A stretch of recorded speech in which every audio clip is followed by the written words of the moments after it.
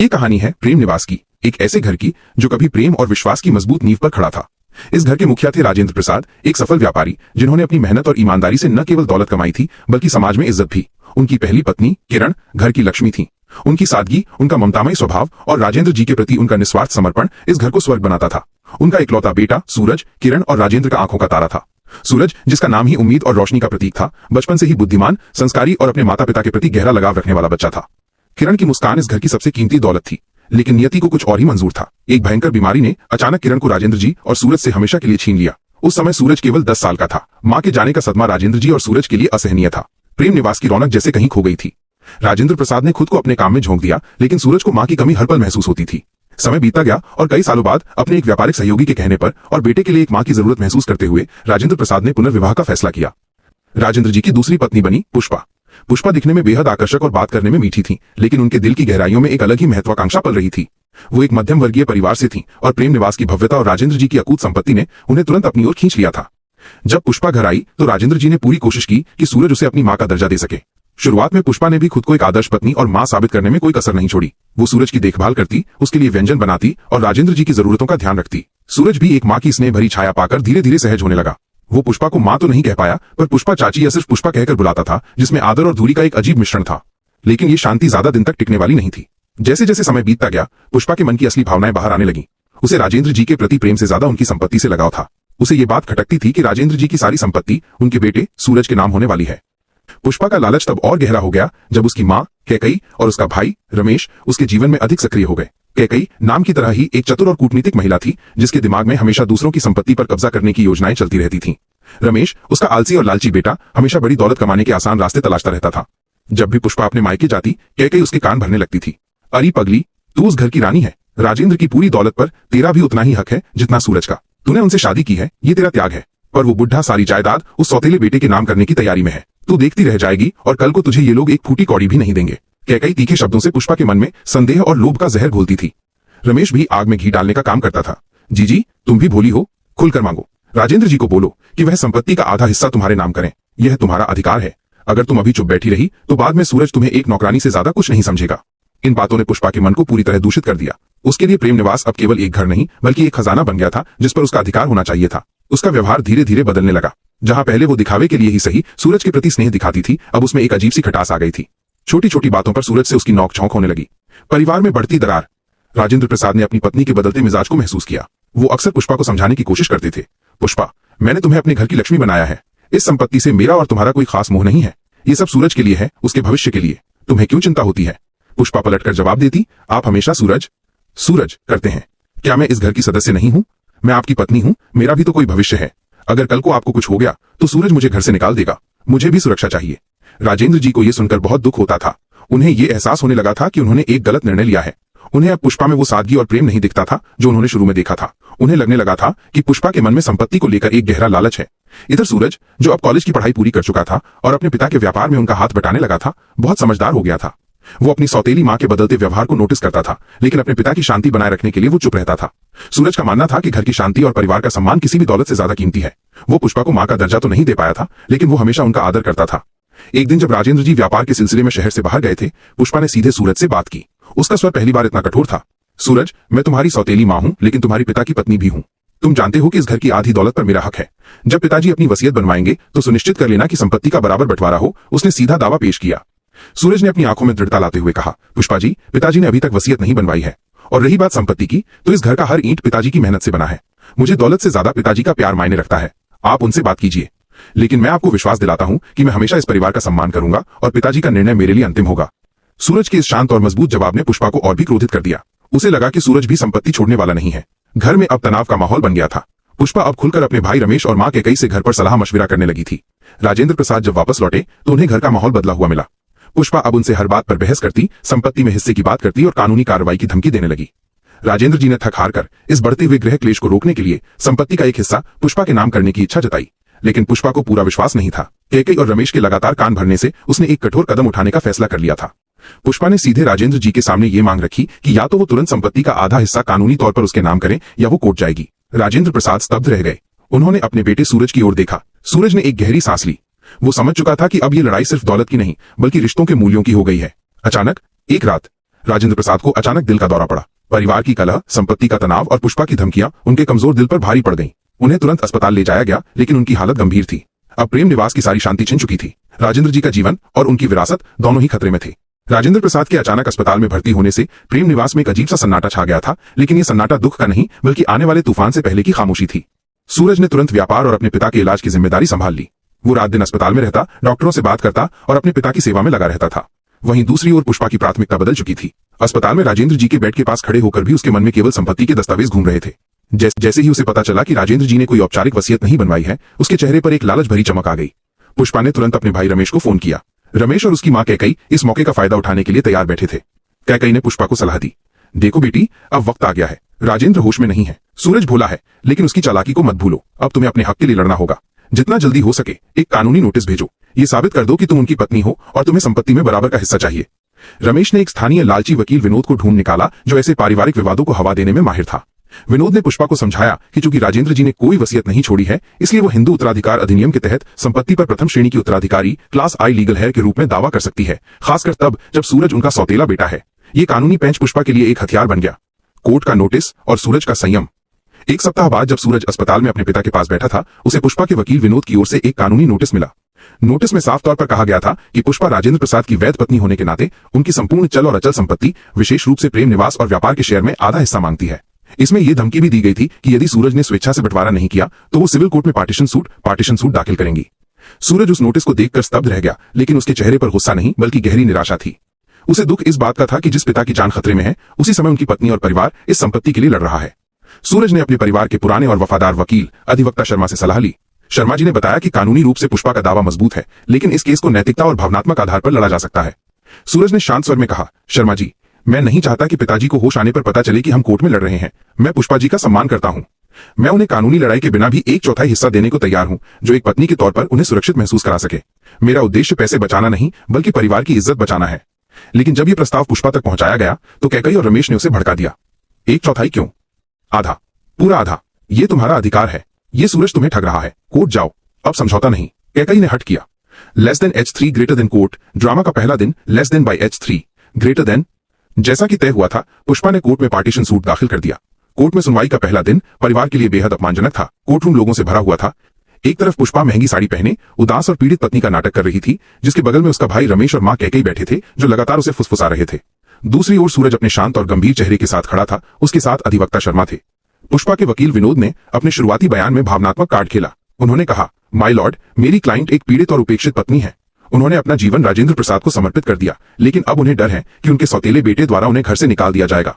ये एक विधवा, भले ही राजेंद्र जी जीवित थे, पर विनोद ने भावनात्मक दबाव के लिए इस शब्द का प्रयोग किया कि सुरक्षा का मामला है। हम संपत्ति में न्याय संगत बराबर हिस्सेदारी की मांग करते हैं। जब सूरज को अपना पक्ष रखने का मौका मिला तो अधिवक्ता शर्मा ने सूरज को खड़े होने के लिए कहा। सूरज ने विनम्रता से जज की ओर देखते हुए कहा, माय लॉर्ड, ये मुकदमा संपत्ति के बंटवारे के बारे में नहीं है, ये विश्वास के बंटवारे के बारे में है।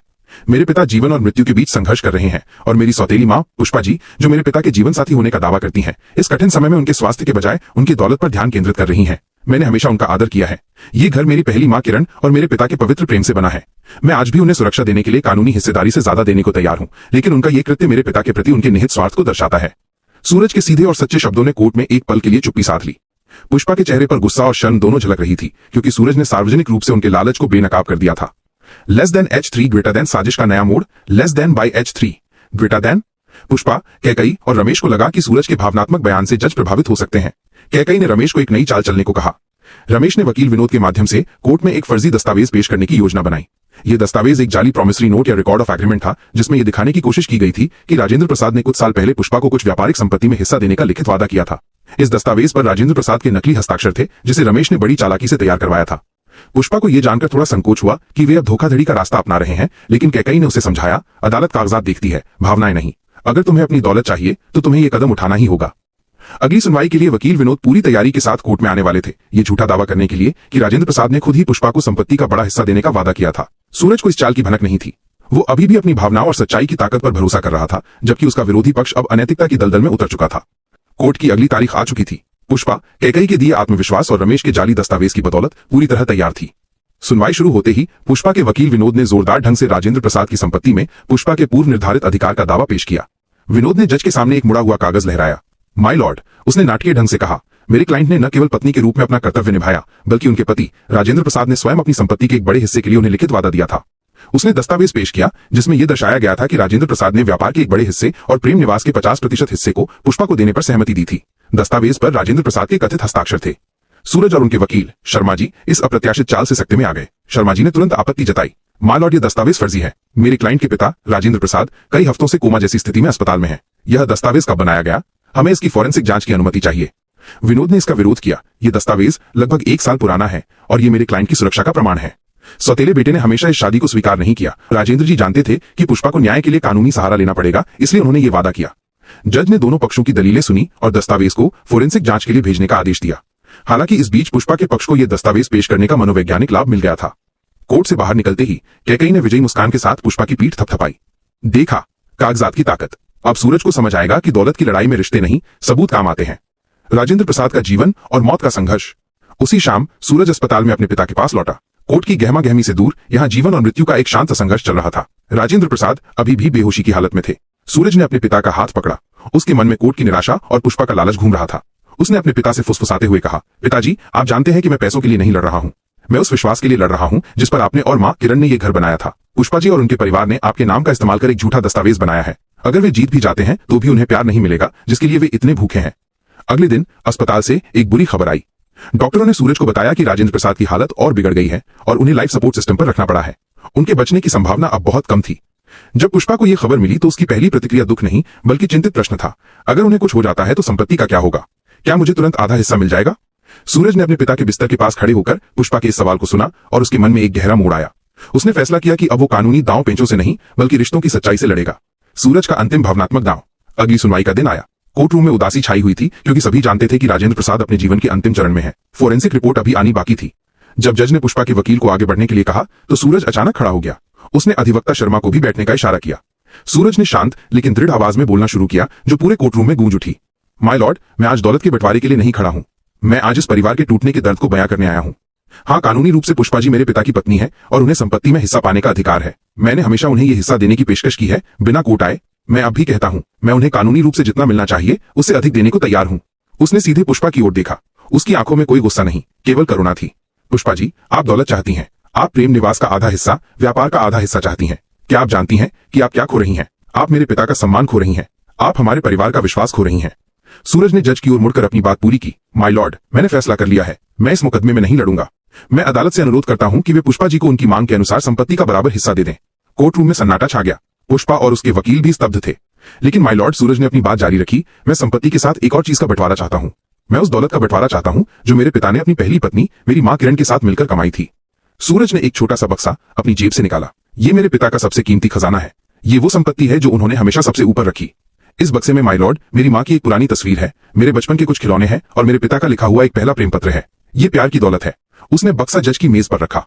पुष्पा जी, मैं आपको प्रेम निवास, व्यापार और बैंक खातों में आपका हिस्सा देता हूं, लेकिन क्या आप मेरे पिता की इस सबसे बड़ी दौलत में भी हिस्सा लेंगी? क्या आप मेरे पिता के जीवन के उस हिस्से को खरीद सकती हैं जिसमें केवल प्रेम और विश्वास था? क्या आप अब भी महसूस नहीं कर पा रही हैं कि दौलत केवल कागजों में होती है जबकि प्रेम हमेशा दिल में रहता है? सूरज का यह भावनात्मक और नाटकीय कदम पूरे कोर्ट रूम के लिए एक नैतिक झटका था। पुष्पा के चेहरे का सारा रंग उड़ चुका था। उसे पहली बार महसूस हुआ कि उसने दौलत के लालच में क्या खो दिया है। सूरज के भावनात्मक बयान ने कोर्ट रूम में जो सन्नाटा पैदा किया था वो असहनीय था। जज ने गंभीर मुद्रा में पुष्पा की ओर देखा। उन्होंने सूरज के इस कदम को न्यायिक इतिहास में एक दुर्लभ नैतिक आत्मसमर्पण करार दिया। जज ने पुष्पा से पूछा, श्रीमती पुष्पा, आपके सौतेले बेटे ने आपको कानूनी हिस्सेदारी से अधिक देने की पेशकश की है बिना किसी लड़ाई के। उनका तर्क है कि दौलत के अलावा आपके लिए उस घर में प्रेम और सम्मान भी मायने रखना चाहिए। क्या आप इस प्रस्ताव पर विचार करेंगी और क्या आप राजेंद्र प्रसाद जी के उस प्यार की दौलत में भी हिस्सा मांगेंगी? पुष्पा पहली बार निशब्द थी। कैकई और रमेश उसके कान में फुसफुसा रहे थे, हाँ कहो, दौलत लो। भावनाएं बकवास हैं, लेकिन पुष्पा के मन में सूरज के शब्द गूंज रहे थे। उसने सूरज की आंखों में जो करुणा देखी थी वो उसके भीतर के लालच को जला रही थी। उसे याद आया कि कैसे राजेंद्र जी ने उसे अपने घर में सम्मान दिया था और कैसे उसने उस विश्वास को पैसों के लिए पैरों तले रौंद दिया। माय लॉर्ड, पुष्पा ने मुश्किल से बोलना शुरू किया। उसकी आवाज कांप रही थी। मुझे सोचने के लिए समय चाहिए। जज ने 1 सप्ताह के लिए सुनवाई स्थगित कर दी और आदेश दिया कि इस बीच दोनों पक्ष राजेंद्र प्रसाद के स्वास्थ्य की ओर ध्यान दें जो जीवन और मृत्यु से जूझ रहे थे। फॉरेंसिक रिपोर्ट का आगमन। कोर्ट से बाहर निकलते ही कैकई और रमेश ने पुष्पा पर गुस्सा निकाला। तुम पागल हो गई हो। जब दौलत तुम्हारे कदमों में आ रही थी तुमने मना कर दिया। कैकई चिल्लाई, उस सूरज ने तुम्हें बस बातों से फुसलाया है और तुम उस इमोशनल ड्रामा में फंस गई। रमेश ने आरोप लगाया। पुष्पा अब खुद को दोनों ओर फंसा हुआ महसूस कर रही थी। एक तरफ परिवार का दबाव और दूसरी तरफ अपने नैतिक पतन का एहसास। उसी शाम फोरेंसिक रिपोर्ट अधिवक्ता शर्मा के पास आ गई। रिपोर्ट में साफ लिखा था कि राजेंद्र प्रसाद के नाम पर पेश किया गया समझौता पत्र पूरी तरह से जाली था।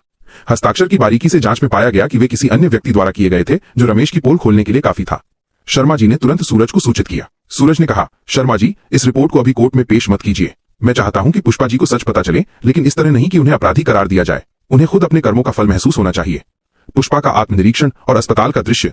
अगले दिन पुष्पा पहली बार सच्चे दिल से अस्पताल पहुंची। उसने राजेंद्र जी को लाइफ सपोर्ट सिस्टम पर देखा। उनकी शांत स्थिर देह को देखकर उसे पहली बार अपने किए पर गहरा पश्चाताप हुआ। वो अपने पति की संपत्ति नहीं, बल्कि उनके अंतिम पलों को हड़पने की कोशिश कर रही थी। उसने सूरज को एक कुर्सी पर थके हुए बैठे देखा। सूरज ने अपनी सौतेली मां को देखकर केवल सिर हिलाया, कोई सवाल नहीं पूछा। पुष्पा ने धीरे से कहा, सूरज, मुझे खेद है। सूरज ने बिना आंख उठाए जवाब दिया, खेद पैसों के लिए नहीं होना चाहिए पुष्पा जी, खेद विश्वास तोड़ने के लिए होना चाहिए। आपने पिताजी का विश्वास तोड़ा, मेरी पहली मां की यादों पर हमला किया और एक परिवार को बर्बाद करने की कोशिश की। ये दौलत आपके लिए क्या मायने रखेगी अगर आपके पास शांति नहीं है। तभी रमेश और कैकई अस्पताल पहुंचे। उन्होंने पुष्पा को अकेले पाकर उस पर दबाव बढ़ाना चाहा। चल पुष्पा, जल्दी कर, उस वकील को बोल, जल्दी से संपत्ति अपने नाम करवा ले। रमेश ने फुसफुसाते हुए कहा, हाँ, ये सब ड्रामा छोड़, ये सूरज तुम्हें मूर्ख बना रहा है, कैकई ने कहा। पुष्पा का संयम टूट गया। उसने पहली बार अपनी मां और भाई को कठोरता से जवाब दिया। बहुत हो गया, पुष्पा लगभग चिल्लाई। तुम दोनों ने मुझे यहां तक पहुंचाया। तुम मेरे शुभ चिंतक नहीं, बल्कि मेरे लालच के साथी हो। ये संपत्ति, ये घर, ये सब मेरे पति ने अपनी मेहनत से बनाया है। मुझे इसमें हिस्सा चाहिए था, लेकिन जिस तरह से मैंने इसे मांगा वो गलत था। और तुम दोनों ने जो फर्जी कागजात बनवाए। रमेश और कैकई डर से पीछे हट गए। सूरज ने ये पूरी बातचीत सुन ली थी। पुष्पा ने रमेश की ओर मुड़कर कहा, तुम्हारे जाली दस्तावेजों की वजह से आज मेरी इज्जत दांव पर है। तुम अब इस घर के आसपास भी मत दिखना। मैं तुम्हें और मां दोनों को माफ नहीं कर सकती। कैकई और रमेश को अपनी योजना विफल होती दिखी। वे बदनामी के डर से तुरंत वहां से खिसक लिए। पुष्पा अपने पति के बिस्तर के पास घुटनों पर बैठ गई। उसने सूरज की ओर देखा। उसकी आंखों में आंसू थे। सूरज, मैं उस झूठे कागज के लिए शर्मिंदा हूं। मैं खुद को अपराधी महसूस करती हूं। मैं अब कोई हिस्सा नहीं चाहती। मुझे बस क्षमा चाहिए। मैंने दौलत को सबसे बड़ी चीज मान लिया था, लेकिन आज मुझे समझ आया कि तुम सही थे। प्यार सबसे बड़ी दौलत है। पुष्पा के पश्चाताप के आंसू जैसे ही राजेंद्र प्रसाद के हाथ पर गिरे, एक चमत्कार हुआ। राजेंद्र प्रसाद की उंगलियों में हल्की सी हरकत हुई। मॉनिटर पर उनकी हृदय गति में धीमी लेकिन सकारात्मक प्रतिक्रिया दिखाई दी। सूरज और पुष्पा दोनों ने एक दूसरे को देखा। एक नर्स तुरंत अंदर आई और डॉक्टरों को बुलाया गया। डॉक्टर ने जांच के बाद घोषणा की, ये एक सकारात्मक बदलाव है। मरीज ने शायद किसी बाहरी स्टिमुलस पर प्रतिक्रिया दी है। ये रिकवरी की शुरुआत हो सकती है। राजेंद्र प्रसाद ने आंखें नहीं खोली थीं, लेकिन उनके शरीर ने यह स्पष्ट कर दिया था कि परिवार की शांति और प्रेम अभी भी उनके जीवन का आधार थे। पुष्पा का हृदय परिवर्तन, सूरज का निस्वार्थ प्रेम और कैकई रमेश की विदाई, इन सब ने मिलकर राजेंद्र प्रसाद को जीने की एक नई वजह दे दी थी। राजेंद्र प्रसाद के स्वास्थ्य में आया सकारात्मक बदलाव किसी चार से कम नहीं था। ये पुष्पा के पश्चाताप और सूरज के निस्वार्थ प्रेम का परिणाम था। पुष्पा अब पूरी तरह बदल चुकी थी। उसने अपने भाई रमेश और मां कैकई से सारे संबंध तोड़ लिए थे। ये साफ कर दिया था कि वे अब प्रेम निवास के आसपास भी न आए। अस्पताल में पुष्पा अब सच्चे मन से राजेंद्र जी की सेवा में लगी रहती थी। सूरज, जो अब भी अपने पिता के व्यापार और अस्पताल के बीच संतुलन बना रहा था, पुष्पा के बदलाव को देख रहा था। उसे पहली बार लगा कि पुष्पा अब पैसे की नहीं, बल्कि अपने पति की सलामती की परवाह कर रही है। एक दिन जब राजेंद्र जी होश में आए और उन्होंने पहली बार अपनी आंखें खोली, तो उनके सामने पुष्पा और सूरज दोनों थे। पुष्पा फूट फूट कर रो पड़ी और बोली, मुझे माफ कर दीजिए जी, मैंने लालच में आकर सब कुछ बर्बाद कर दिया था। राजेंद्र जी ने बहुत कमजोर आवाज में कहा, पुष्पा, मैंने तुम्हें हमेशा अपनी पत्नी माना। मुझे दुख था कि तुम पैसे को रिश्तों से बड़ा समझती थी, लेकिन मुझे खुशी है कि तुम्हें सच्चाई समझ आ गई। उन्होंने अपना हाथ बढ़ाया और सूरज तथा पुष्पा दोनों के हाथों को एक साथ पकड़ लिया। सूरज की आंखें भर आईं। ये उनके परिवार के लिए वास्तविक पुनर्मिलन का क्षण था। कोर्ट में अंतिम फैसला। 1 महीने बाद राजेंद्र प्रसाद को अस्पताल से छुट्टी मिल गई और वे धीरे धीरे ठीक होने लगे। इस बीच कोर्ट में अंतिम सुनवाई की तारीख आ गई। जब जज ने सुनवाई शुरू की तो पुष्पा खुद खड़ी हुई और सबके सामने अपनी बात रखी। माय लॉर्ड, पुष्पा ने विनम्रता से कहा, मैं अपनी पिछली सभी मांगों को वापस लेती हूँ। मुझे संपत्ति का कोई हिस्सा नहीं चाहिए। मेरे पति और मेरे बेटे, सूरज की ओर इशारा करते हुए, ने मुझे सिखाया है कि प्यार और विश्वास दुनिया की सबसे बड़ी दौलत है। मेरे भाई और मां ने मुझे लालच के रास्ते पर धकेला था और उन्होंने मेरे पति के नाम पर जाली दस्तावेज भी बनाए थे। मैं इसके लिए क्षमा मांगती हूँ। उसने आगे कहा, मेरे पति और मेरे परिवार के लिए सबसे बड़ी संपत्ति शांति है, दौलत नहीं। मैं चाहती हूँ कि मेरे पति की सारी संपत्ति सूरज को मिले, क्योंकि वो उनका इकलौता वारिस और सच्चा बेटा है। सूरज ने जो प्यार की दौलत कोर्ट में पेश की थी, मैं उसमें हिस्सा लेना चाहती हूँ और मैं अब वही दौलत कमाने की कोशिश करूंगी। कोर्ट रूम में एक बार फिर से सभी ने तालियां बजाईं। जज ने भी पुष्पा के इस सच्चे हृदय परिवर्तन की सराहना की। अधिवक्ता शर्मा ने फोरेंसिक रिपोर्ट पेश करने से मना कर दिया, क्योंकि पुष्पा ने पहले ही सब कुछ स्वीकार कर लिया था। जज ने अपना अंतिम फैसला सुनाया। 1. पुष्पा द्वारा दायर पार्टीशन सूट को खारिज कर दिया जाता है, क्योंकि याचिकाकर्ता ने स्वेच्छा से इसे वापस ले लिया है। 2. राजेंद्र प्रसाद की संपूर्ण संपत्ति का एकमात्र उत्तराधिकारी उनका बेटा सूरज रहेगा। 3. जज ने यह भी कहा कि इस मामले ने यह साबित कर दिया है कि कानूनी अधिकार से बड़ी शक्ति नैतिकता और प्रेम की होती है। वसीयत और प्रेम निवास का भविष्य। कोर्ट से लौटने के बाद राजेंद्र प्रसाद ने सबसे पहले एक नई वसीयत बनवाई। उन्होंने अपनी सारी संपत्ति, व्यापार और प्रेम निवास सूरज के नाम कर दी। लेकिन इस बार वसीयत में एक विशेष खंड जोड़ा गया। मेरी पत्नी पुष्पा जीवन भर प्रेम निवास में पूरे सम्मान और अधिकार के साथ रहेंगी और सूरज ये सुनिश्चित करेगा कि उन्हें कभी किसी चीज की कमी ना हो। सूरज ने अपने पिता को गले लगाया और कहा, पिताजी, मुझे इस वसीयत की जरूरत नहीं थी। मेरे लिए आपका प्रेम ही सबसे बड़ी वसीयत है। उसने पुष्पा की ओर देखा। पुष्पा जी, ये घर, ये दौलत, ये सब हमेशा आपका भी था। हम सब मिलकर इस घर को फिर से प्रेम निवास बनाएंगे। पुष्पा ने भावुक होकर कहा, नहीं सूरज, ये सब तुम्हारा है। मेरा हिस्सा अब सिर्फ इस घर की सेवा करना है। मुझे अब पैसों से नहीं, बल्कि आपके प्रेम और विश्वास से संतुष्टि मिलती है। खुश आने वाले महीनों में प्रेम निवास में शांति और खुशहाली लौट आई। सूरज ने व्यापार में और सफलता हासिल की। पुष्पा ने सच्चे दिल से घर को संभाला। उसने न केवल राजेंद्र जी का ध्यान रखा, बल्कि सूरज को भी पहले से अधिक स्नेह और आदर दिया। सूरज अब पुष्पा को पहले से अधिक सम्मान देता था, क्योंकि उसने अपने लालच पर विजय पाई थी। पुष्पा, जो पहले अपने पति की दौलत में हिस्सा चाहती थी, अब ये समझ चुकी थी कि संपत्ति अस्थायी है, जबकि रिश्ते स्थायी होते हैं। सूरज ने कोर्ट में साबित कर दिया था कि दुनिया की सबसे बड़ी दौलत न तो जमीन जायदाद है और न ही बैंक बैलेंस, बल्कि परिवार का अटूट प्रेम और विश्वास है। राजेंद्र प्रसाद अपने बेटे के निस्वार्थ प्रेम और पत्नी के हृदय परिवर्तन को देखकर दुनिया के सबसे धनी व्यक्ति थे। प्रेम निवास एक बार फिर प्रेम और विश्वास की मजबूत नींव पर खड़ा था, जहां सौतेलेपन का कोई नामो निशान नहीं था, क्योंकि उन्होंने दौलत के लालच पर प्यार की दौलत को जीतते देखा था। दोस्तों, मेरी कहानी कैसी लगी कृपया टिप्पणी कमेंट करके बताएं, और अगर आपको हमारी कहानियां पसंद आती हैं तो हमारे चैनल को भी सब्सक्राइब करें।